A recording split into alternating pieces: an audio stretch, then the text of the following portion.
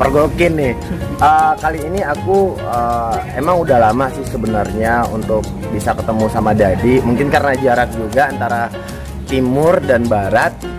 Padahal aku warga barat loh, warga Jakarta Barat. Akhirnya baru hari ini kesampaian dan kita mau ngulit sedalam-dalamnya kisah dari awal kalau dapat sampai akhir. Jadi seorang penari dan seorang pengajar tari profesional yang ada di wilayah Jakarta Barat, tapi karyanya bisa nebus kemana aja loh. Penasaran kan siapa? Rahman. Gimana keadaan Dat? Alhamdulillah sehat. Alhamdulillah sehat ya. Tetap bisa beraktivitas lagi sebagai pengajar dan penari. Aku lihat Dadi tadi tuh udah mulai proses nari lagi. Itu sejak kapan Dat? Sebenarnya sudah sebulan yang lalu, semenjak memang ini sih kebutuhan dan keinginan dari anak-anak juga gitu. Oke. Selama mereka Belajar di rumah ya. Nah, memang itu mungkin merasa bete di rumah, kemudian mereka sebelumnya sih saya udah kasih materi online sih sebenarnya, tapi karena ya ini menuntut untuk anak-anak lebih ini lagi, berkembang lagi, kayaknya dari sistem ininya juga PSBB-nya juga sudah agak renggang di situasi new normal ini.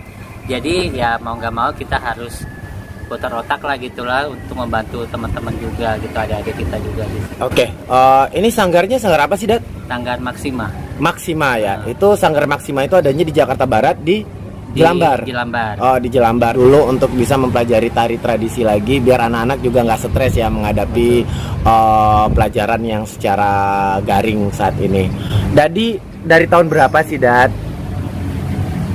berkecimpung di dunia tari ini Dat? Kalau untuk seni tari sih sebenarnya kalau udah awal mula karir sebenarnya sih aku dari tahun 2008 ya. Seperti video yang ini ya Dat ya. Ini lagi latihan dan ini latihan anak-anak ini emang udah lama banget. Apa ini program barunya Dadi lagi atau program dari 2008? Dadi sebagai pengajar dan seorang dancer juga, dilihat anak-anaknya rame dan ini mungkin udah terkenal banget. Berarti Dadi udah lama banget dong membuka sanggar ini. Ya. Sebenarnya kalau Sanggar Maksima itu berdiri tahun 2008 yang memang masih di bawah yayasan lembaga peduli AIDS waktu itu. Jadi karena dulu yang latihan itu laki-laki semua. Oke.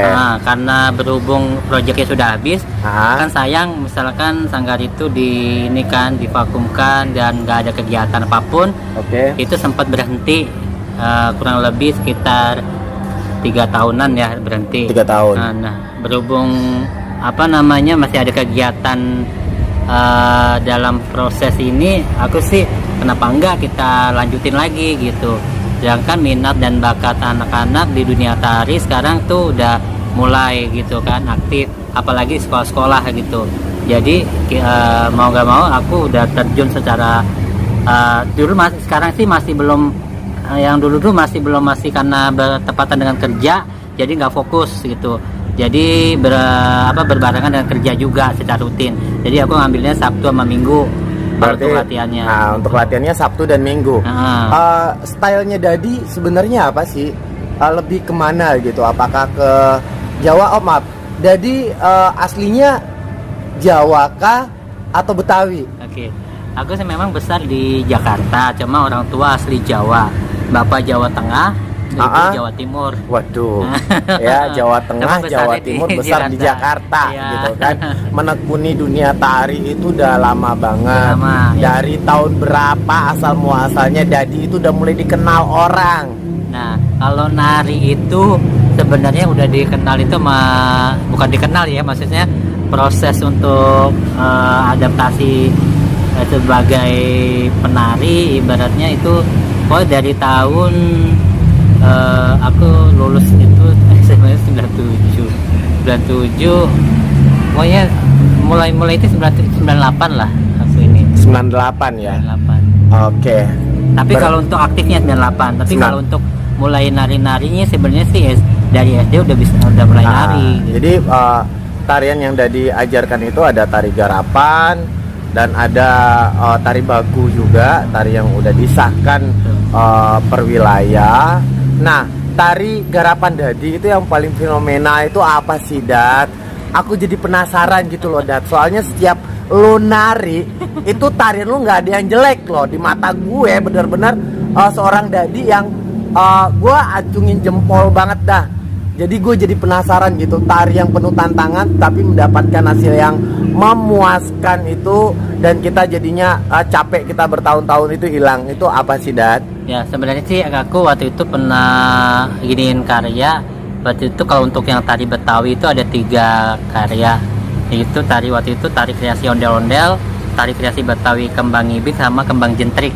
Nah, dari proses suatu tahun dari mulai tahun 2017 sampai sekarang ini, aku kan mengikuti dari Dinas Pariwisata dan Kebudayaan, dulu zamannya masih ini ya gabung.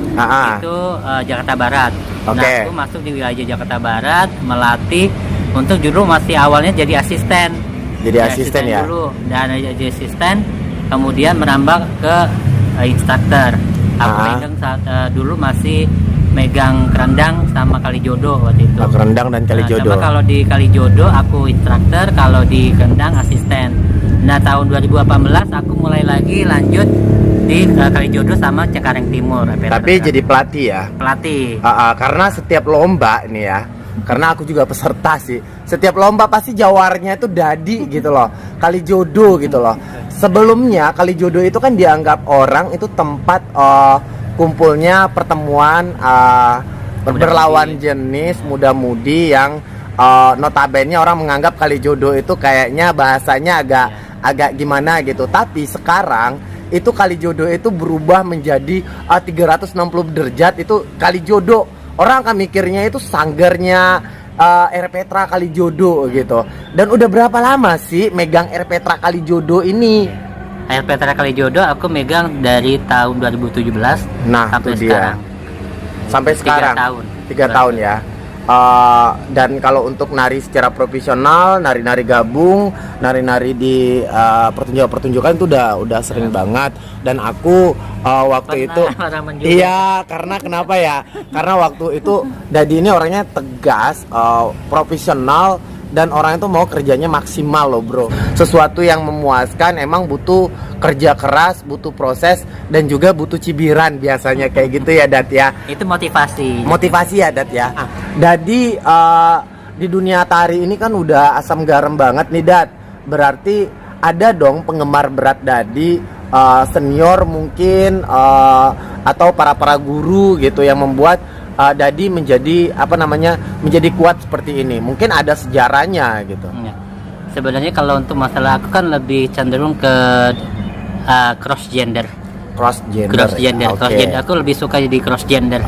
Karena feel-nya lebih dapat. Cross gender. Jadi aku sih terinspirasi sama maestro kita itu Mas Didi Ninitowo. Siapa sih yang nggak kenal Didi Ninitowo gitu? Mas Didi Ninitowo. Nah itu dulunya aku itu kok tangan bisa sampai kebalik-balik gitu. Iya. Bisa gitu. Pelintir-pelintir kayak ular gitu ya. Tapi aku salut sama Mas Didi, itu menjadi panutan aku juga dalam membuat suatu karya. Terus juga sama namanya dulu masih kalau untuk yang perempuan aku lebih ke Mbak Eli Lutan waktu itu. Mbak Eli Lutan ya, karena dengan lincahnya ya. Karena walaupun ini mungil tubuhnya, tapi dia bisa menggerakkan tubuhnya dengan penuh jiwa, dengan penuh pokoknya bermain deh tuh ketubuhannya gitu. Itulah terinspirasi gitu ya. Jadi dia ketika dia menari itu orang sudah melihat bahwa itu penjiwaannya banget gitu. Jadi karena Ninitowo dan Mbak Eli Lutan, jadi inspirasi yang lebih kuat ya, seperti foto Dadi yang ini nih.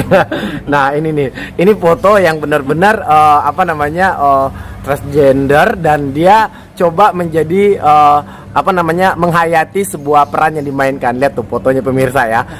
Kita lihat lagi. Nah yang ini foto terbaru, video terbaru juga ikut challenge ya. Challenge-nya Arianto ya ini. Ini aku sampai nonton berapa kali ini, Dat. Itu menang, Dat? Itu alhamdulillah sebenarnya kan ada challenge 1 sampai 5. Dan challenge 1 itu bertahap tiap menitnya, namanya Lengger Sekar Melati tariannya. Tapi diambil per menit, 1 menit, 1 menit, 1 menit. Dan dibikin menjadi kalau nggak lebih sekitar 5 menit. 5 menit ya. Nah, itu di bagian full, yang full tarian full, itu aku baru dikasih kesempatan kasih apresiasi sama apresiasi ya. Jadi prosesnya itu dari 1 menit, 2 menit, 3 menit, 4 menit, dan yang endingnya 5 menit. 5 menit. Ini videonya ada semua ya, yang ini ya. Oke. Nah, apakah untuk berperan menjadi penari yang sangar laki-laki itu juga pernah, Dat? Pernah. Itu tari apa, Dat? Kalau itu waktu itu aku nari Prawiroguno, itu ada namanya Gatot Koco Gandrung. Nah itu memang benar-benar melakukan ketegasan, terus sama dengan keprajuritan. Nah itu memang itu tari Jawa ya, klasik. Namanya tari Prawiroguno sama tari Gatot Koco Gandrung. Itu yang menurutku paling tegas menurut aku ya, yang aku tari. Ya, yang kita yang menarikan. Semuanya bisa, Gan. Bukan cuman transgender aja, jadi dia bisa memerankan apa aja. Dan untuk harapan ke depan nih, karena kebetulan di sini juga kan lagi kondisi sangat carut marut ya di dunia persilatan tari kita ya, Dat ya. Tapi aku lihat di Dadi itu nggak ada carut marut, tetap eksis, tetap bergerak dan tetap. Nah, ada beberapa challenge yang sekarang ini melalui virtual, dan Dadi itu mulai dari South Asia Dance Competition. Ini penghargaannya nih. Ini tingkat internasional aja bisa didapat loh. Dan ini baru didapat beberapa minggu yang lalu ya. Jadi ya, ini dari sekian banyak orang di Asia ya, dan ikut ada beberapa dari Indonesia yang terpilih termasuk Dadi, dan dari Arianto juga ini dari Jerman. Nah, dari Jerman ada juga. Jadi kita kulit nih. Jadi kalau misalnya kita mau berkarya, jadi tuangkan tanpa ada memberikan keluhan atau alasan. Karena kita berkarya ini yang puas itu adalah kita, yang puas adalah orang banyak. Jadi lebih bagus memilih gaya yang dimainkan oleh Dadi. Nama Dadi itu aslinya siapa sih, Dan? Nama saya sebenarnya nama Jawa sih, diberikan saya sejak lahir, Slamet Widadi. Slamet Widadi. Slamet Widadi artinya, kalau Jawa itu dulu yang lahir itu kan aku memang pas lagi baju besar, jadi diambilnya Slamet Widadi, itu bilang jadi selamat, maksudnya akhirnya selamat gitu. Akhirnya selamat, dan ternyata emang keberuntungan selamat sampai sekarang. Dan Dadi ini juga dia kembar, tapi kembarnya itu tak identik ya, jadi kembarnya tak identik. Nah, punya 5 bersaudara, dan cewek 1, selebihnya cowok. Waktu itu orang tua gimana sih, Dat, waktu Dadi masuk ke dunia tari? Ya, sebenarnya waktu awal-awal sih, waktu pas SMA ya, itu aku nari Jawa itu pas SMA. Aku basicnya memang Jawa klasik. Itu orang tua nggak aku latihan nari pun aku nggak bilang orang tua. Latihan di sanggar pun nggak tahu orang tua aku nari. Taunya pas ada undangan, aku kasih undangan nih, Pak hadir ya di Anjungan, dulu masih Anjungan Jawa Tengah di Taman Mini Indonesia. Tahun berapa? Saya udah lupa. Tahun 1993 atau 92 gitu. 93-92 ya. Lupa. Berat nggak waktu itu orang tua tahu Dadi nari? Justru malah nangis bukan karena dia nggak suka, nangis karena bangga gitu. Karena kenapa kamu nggak bilang kalau mau nari? Jadi selama ini aku nggak bilang, yuk ikut aja gitu. Kemana? Ke Tamini, ngapain? Udah ikut aja. Aku nggak bilang aku nari. Pas aku pentas nari, baru orang tua nangis karena nangis, bukan karena terharu ya, bangga. Kok kamu bisa nari gitu? Jadi bapak bangga, nggak marah gitu. Jadi orang tua bapak yang selalu ini. Jadi setiap aku nari, aku ke Taman Mini ada pentas event, orang tua selalu ikut, jadi selalu dukung. Jadi dukung sampai sekarang ya. Jadi ini tulang punggung juga di keluarga. Saya anak bungsu, anak yang paling terakhir. Anak yang paling bontot juga ya. Dari 5 bersaudara, dan jadi sebuah kebanggaan juga buat keluarga. Siapa sih yang nggak bangga gitu loh memiliki anak yang punya kreativitas yang bermanfaat buat orang banyak, bermanfaat buat diri dia, dan hal yang positif yang akhirnya membanggakan keluarga. Apa sih harapan Dadi untuk kondisi yang sekarang ini? Siapa sih yang nggak pusing dengan keadaan COVID-19 ini yang membuat seniman khususnya itu terdampak banget? Dan apa sih pandangan Dadi terhadap teman-teman yang juga di dalam dunia persilatan seni ini menghadapi hidup gitu? Apakah ada perhatian khusus atau emang apa sih saran-saran, usulan, ide, curhatan atau apa segala macam itu dari Dadi gitu loh? Oke. Kalau untuk saran sih sebenarnya ini kasih masukan juga khususnya pada pemerintah bahwa sebenarnya pekerja seni itu mereka juga manusia, mereka juga butuh kehidupan, mereka juga butuh penghasilan. Karena selama ini karena dengan adanya COVID mereka tidak bisa berbuat apa-apa karena dari pekerjaan mereka sendiri, dari event-event yang mereka geluti itu semua tidak berjalan dengan baik. Dan dengan adanya COVID ini justru ini menjadi pacuan dan perhatian kepada pemerintah bagaimana bisa mengayomi dan memberikan motivasi juga apresiasi kepada seniman-seniman pelaku seni khususnya seni tari, yang dimana kasih ruang untuk mereka bagaimana mereka bisa produktif lagi, kembali lagi beraktivitas kembali, bahwa sebenarnya itu yang diharapkan oleh mereka. Karena dengan adanya itu mereka juga bisa memberikan kehidupan bagi keluarganya juga yang tadinya mereka punya penghasilan dengan adanya pandemi COVID-19 ini otomatis penghasilan mereka tidak ada. Nah ini justru berdampak pada mereka. Jadi harapannya juga pemerintah bisa memberikan kontribusi kepada pelaku-pelaku seni khususnya seni tari apapun, pelaku seni apapun, baik itu seni tari, seni musik ya. Nah itu menjadi acuan kami bahwa sebenarnya kita butuh adanya rangkulan atau dari perhatian dari pemerintah khususnya untuk pelaku seni. Dan saran saya pribadi sih kita berusaha, kita jangan stuck diam aja, kegiatan yang produktif baik itu hanya di rumah saja kah kita bisa berkarya, tapi sebisa mungkin kita juga bisa memberikan kontribusi kepada keluarga kita. Nah salah satunya ya saya sih selama ini saya nggak mau diam stuck di ini, tapi saya berputar otak bahwa apa sih yang saya bisa lakukan untuk orang banyak, ya bagaimana saya bisa memberikan juga agar adik-adik atau anak didik bisa berkembang dengan baik dengan kondisi seperti ini, seperti itu. Misalkan adanya pelatihan secara online atau mengikuti perlombaan-perlombaan secara online, atau mungkin yang bisa dilakukan pada saat situasi pandemi ini. Oke, berarti pengharapan besar kita itu ada ke pemerintah untuk bisa lebih dalam memperhatikan seni. Yang utama adalah ini masalah perut ya Dat ya, karena kan kegiatan berkesenian itu jadi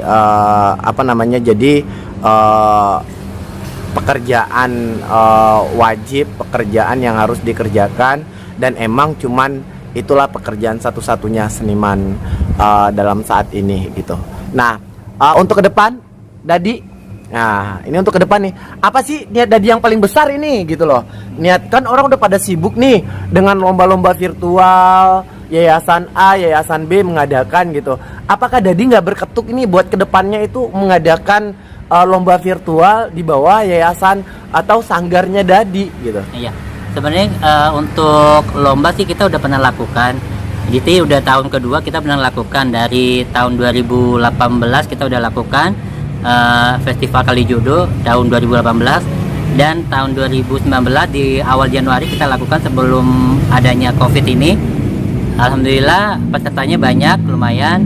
Dan itu buat pembinaan sih sebenarnya, bukan lomba tapi pembinaan untuk adik-adik sanggar maupun dari sanggar-sanggar lain kita libatkan. Nah rencana kedepannya juga kita juga akan bekerja sama, mungkin kalau misalnya ada pemerintah mungkin Sudin dari kebudayaan bisa bantu ya, alhamdulillah. Untuk membuat sebuah program itu ya. Program project. Mungkin dengan kamu nantinya bisa boleh. Oke, boleh Dat, kita datengin gitu loh Dat untuk membuat lomba ada. virtual ini. Iya, rencana ada ya. sih seperti itu. Tapi masih dirahasiakan ya Dat ya. Betul. Dirahasiakan banget apa temanya gitu ya. Konsepnya mungkin yang berbeda. Berbeda ya konsepnya, dan itu nggak akan dibilang dulu ya saat ini ya. Harus spesial. Harus spesial. Oke, puas banget rasanya.